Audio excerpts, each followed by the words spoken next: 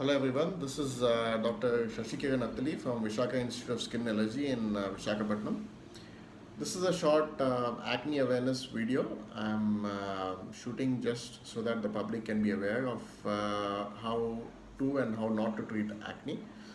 Acne is a very common reason for dermatology consultations these days. A lot of people actually do not know how to treat acne.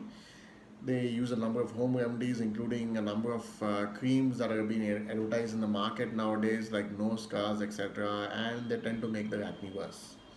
Most often, if you go to a pharmaceutical pharmacy uh, in your nearby your home, they would often give you steroid creams, which are extremely harmful for your skin because they thin the skin. Though they might seem to be improving your acne and marks in the short term, in the long run what they do is they actually make your acne worse, because once you stop the creams, your acne does become worse, and also your skin becomes pigmented, becomes thin, very sensitive to sunlight, becomes very red.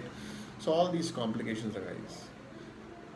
The most important thing to do when you develop acne is to consult a dermatologist and get proper treatment for it immediately. Treatment is simple. In the early stages, simple creams and maybe a face wash might be enough. In the later stages, you might need to take antibiotics and tablets like isotretinoin, but all these should be taken with a doctor's consultation. A number of other treatments are also available for the treatment of acne. For example, there is microdermabrasion, there are chemical peels, which can help um, clear your acne much quicker, but they do not substitute the need for creams or tablets. So along with using creams and tablets, if you have these treatments, your acne can clear up quicker, especially if you're short of time. For example, if you've got a wedding or if you've got a function to attend and you want your acne to clear up quicker, that's when you need additional treatments. Now, once your acne is completely clear, if you want your scars and marks to go away, again, these treatments will be helpful.